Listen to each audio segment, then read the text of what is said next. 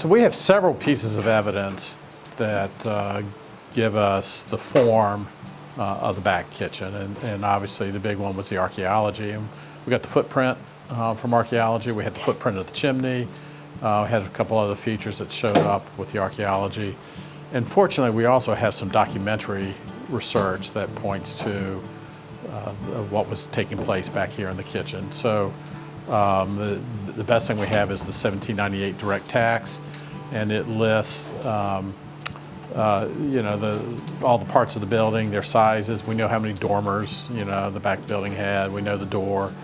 So we had those pieces to put together with the archaeology to kind of create a 3D, a real 3D, you know, full-size, you know, version of what had been here. So in terms of the firebox, you know, we know that it's, you know, it was wide as we've reconstructed. We know the size of the jambs on either side of it.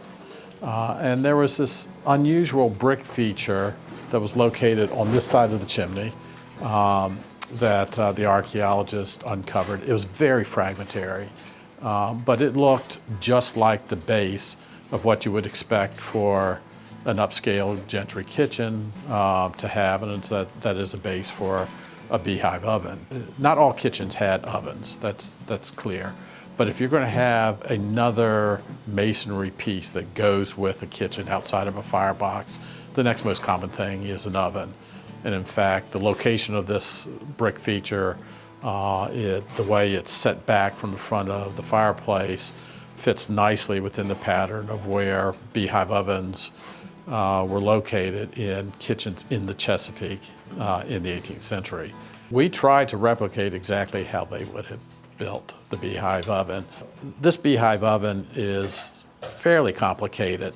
You have the oven itself, which has a dome over it, and that dome was created. The masons built a big pile of sand on the floor of the oven, and they shaped it, and then they laid their bricks for the dome on top of that sand. And then once that's set, they pulled the sand out of it. So that's how they actually created the dome.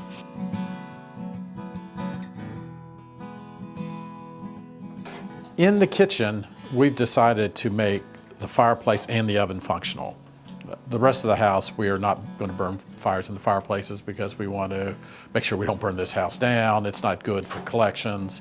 There's a lot of reasons not to build fires in the place. But here in the kitchen, we decided to make this one fireplace. It's reconstructed. It's at the end of the house, as far away from everything else as possible, away from where antiques might be placed or ones that are that would be negatively impacted by having these fires go on. So this fireplace and its oven could be used should museum staff decide to do that later on. So to have a big fireplace like this, you got to find a way to span it.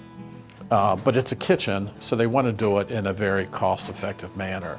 And using traditional ways to solve those kinds of problems ends up being the cheapest way to do it.